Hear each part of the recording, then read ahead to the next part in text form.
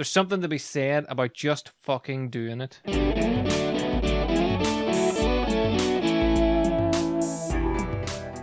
So this week I was training with Mark, and I was asking him a few questions about a shoulder press, and eventually he was doing some training as well, so either he just wanted to get on with what he was doing, but I was asking him all these really intricate questions and details and everything that I felt like I needed to know, and he just turned around and said to me, there's something about just fucking doing it. And once he said that, I went into the rack and I just unracked the bar and got through the movement and then set it down, and I just looked at him and he was like, see? And it just got me thinking about everything that I talk about with clients and with people on podcasts and everything that I do in my life. Coming from doing Kung Fu, you always had to be very precise in your movement. You needed to know where your feet were, your arms were. You need to know where every little detail of your body was, and then where your intention was. And because of that, I've developed a bit of hyper awareness of whenever I'm doing a movement, and I found that really has come forward whenever I'm training in weight training, because it's something I've never done before. And having a coach talk me through all the movements and explain what I need to do and why I'm doing it. The information he's given me is enough, but because of the way my brain works from years of training it this way, I feel like I need more. And more recently, he's been saying to me, just do the movement. Like, you're overcompensating. It's why you're stumbling, or you're not getting the last movement because you're very tentative in what you're doing. You need to attack the bar. You need to go in with an intention of just either doing it or failing, but you need to go in with that sort of intention. If you go in and break it all down the way you're doing it, then you're going to give yourself a load of wee problems along the way, that maybe your shoulder's out of alignment, maybe your hip is, blah, blah, blah. There's something to be said about just getting in and fucking doing it. And that's been my attitude since, it's not a long time. It's only since Friday. And that was on Friday. I thought about it all weekend. I trained on Monday thinking about it. And my training session on Monday went far better. I felt far stronger in every movement, and I didn't need to worry about every little detail, to the point that we were able to focus down on my squat. That's one of the movements that I have the most difficult doing, is just getting a close feet, nice squat. Mine has always been quite messy, but it's because I'm so tentative doing it. So there's still bits of me that are having difficulty going beyond that, break down that thinking mindset to just getting out and doing it. And it got me thinking about time. Whenever I'm starting out with a client, they'll tell me about their goals and their dreams, and one of the questions I'll ask is, how long has this been a goal? And it might be right up to 10 years. Like, people will say things like, this has been my goal for the last 10 years, my dream. And I'm like, what have you done in the 10 years to get there? And they say nothing. So the time's just passing along. They're either not focused enough, or they're doing what I did whenever it was in the gym. They're breaking it down so much that they're finding little things to procrastinate on. Like, that's how I felt when I look back over my training. So I usually will do a recap for myself and think about how things are going and what I'm doing. And then I realized that when I'm thinking about all these little intricate movements, and from breaking it down and trying to build it up step by step, like you're building a foundation and everything up, that's all well and good, but you can get to the point where you overdo it, where you're looking at more than needs to be looked at. So in my training, I'm procrastinating because the weights are getting heavier, the exercise is getting harder. So maybe that's just been something that's built in me that I didn't even know, I wasn't aware that I was doing, until Mark just pointed it out to me as bluntly as he could. So I started thinking about that with the people that I've worked with in the past that have dreams and goals that they haven't done anything towards in maybe 10 years, even a year, month, whatever it is. And when you ask them, they're breaking it down into all these little fine details. And I know I say all the time, you should build a high goal, a big goal, and then break that down into easy, manageable steps. But there's a difference between easy, manageable steps that you will actually step up on, and breaking down the components of that step and trying to work out how the step's actually made. And that's what I felt like I was doing in my training, and now it's given me a better understanding of why people are procrastinating, why people hold themselves back. And something that I thought about is the way time works. Like, time is a made-up, man-made thing. It's not real. We've all experienced times where Like we're having a lot of fun or we're doing something crazy and time just flies. And we've had the other way where time just feels like it's sitting still. You're sitting waiting for a bus or for a train or waiting for your mate to show up, and you just keep looking at your watch and nothing's actually happened. It's like the time has completely stopped. Whereas relative time is going at the exact same pace. Time is time, but your perception of time can be completely different. Like anyone that's ever done a plank, like there's a meme that goes around all the time that if you want to prolong a minute, just try to do a plank for the minute. That'll prolong time. The meme's obviously much better and funnier than I just described it. But my point today is to try to get across that it's good to be able to break things down and understand exactly what you're doing, where you're going, and what you're aiming for. But you need to actually take the action. You need to start moving forward. The time's going to pass anyway, so what you do with it is what's going to really count. And this, like I said, it really came to the forefront today, or not today, on Friday, whenever Mark just said the line, there's something to be said about just fucking doing it. So if there is anything that you've been thinking about doing, like if you're thinking about starting a podcast, there's lots of people that talk to me about this podcast and will say, I would really love to have my own podcast. But they, for some reason, they just don't do it. And I just say to them, it's not hard to do. You just set up. You can do it. The first year podcast I just did it straight into my phone. So there was no camera. There was nothing set up. Just talking straight to the phone. So you can do that. The people talking on camera, they'll always ask me, is there any tips? And the best tip is to do it. Practice doing it by doing it. And the more you practice doing it, the better you will get at it. It's really as simple as that. There's nothing overly complicated about creating videos, creating content, creating podcasts. It's useful to have something that you're passionate about, that you want to talk about, or something that you think is going to help people. So that's what I've been trying to do for years. It's why since I think it was 2013 was my first video. The first video I ever did, I think, was sun salutations in yoga. And it was just to show people that this is something that I do. At that stage, I was doing it daily.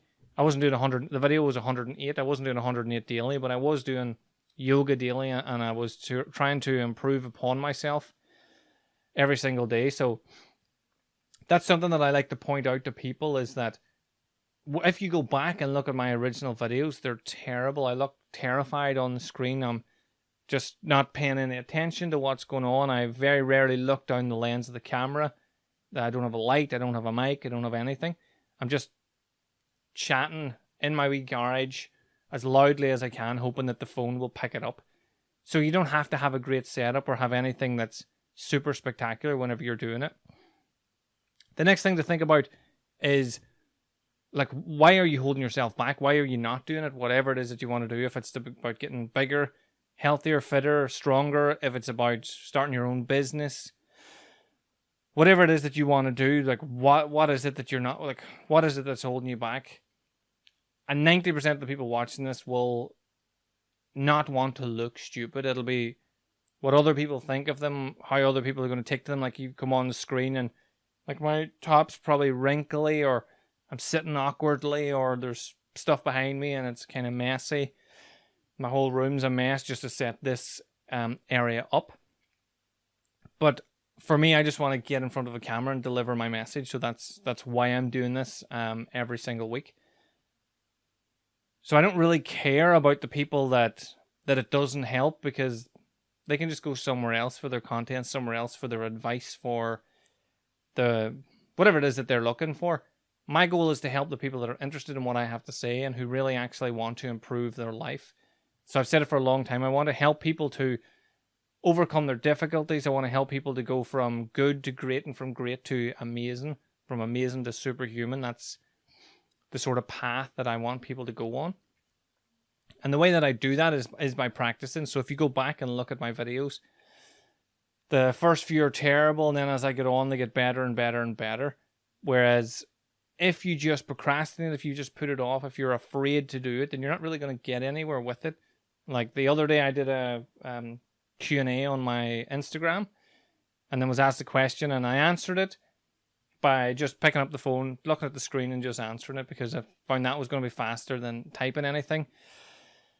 And I was going to get a lot more information out of it than just whatever I would have wrote in a message. So I like the flow of how I speak, and just got that. It just felt much easier for me to do. Whereas if I cared about what people were thinking, I would have got a better setup, better camera, probably put it on a tripod, turned the lighting on, things like that, instead of literally just picking it up and just standing and talking directly at it. So you can put things off forever. Like there's things that you could probably go and chat to your granda or your granny or some older person that you know and ask them, is there anything that they wanted to do with their life that they never actually did? And I guarantee they'll tell you certain different things that they wanted to do that they never did and they wish they had have done. We can put things off forever. You always think you're going to have more time. But like I said, the time's going to pass anyway. You may as well get better at whatever it is that you want to do. And the easiest way to do it is to just go and fucking do it. Once you start doing that, you're hitting on so many different levels of your consciousness. You're overcoming things that you're afraid of. You're standing up to fear. You're developing the ability to work through problems, to overcome problems, and to grow as a person, rather than putting it off, which is teaching yourself, right, I'm not really good at this. This isn't for me. I'll just leave it. I'll do it next week when I'm somehow magically better. Again, that's another thing that me and Mark laugh about in the gym all the time.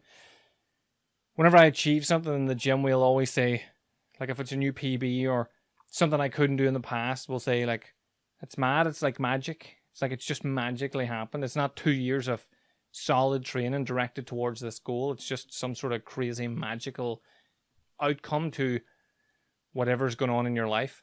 There is no magic pill. There isn't. It's not all a magic thing. It's practice. You just get better at it. You get better at editing. You get better at lighting. You get better at whatever technology, whatever it is that you want to get better at. The more you do it, the better you will get at it. So when you just do it, like Nike, I suppose, but whenever you just go out and do whatever it is that you think you want to do, one, if it's not for you, then you'll find that out faster and go, right, I don't need to do that. Like, I use the example of me wanting to be a martial arts instructor with my own club. When I got to the point where I could have opened that, I realized that's not actually what I want to do with my life. Whereas if I always held myself back, then I would never know that's not for me. I would have not got anywhere. I would probably still be practicing the same art, the same place, trying to get to a level without really pushing myself. But because I'm willing to go full deep into whatever it is that I'm doing and push myself as hard as I can, that's when I found out that I didn't need to do it. So I changed complete path. So Eric Thomas said it one time. I know I talk about him a lot, but I really like some of the stuff that he says. And it's, you need to be ready at any moment to give up who you are for who you could become.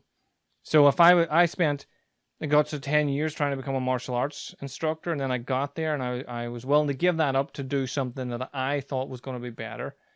So whenever you just go and to challenge yourself, when you tackle these problems, these things that cause you fear, you're building new neurons in your head, new neural pathways in your head to teach yourself that you can achieve, you can overcome, that there is difficulty, struggles, pain, challenges, but you are willing to go forward and try to do something about it.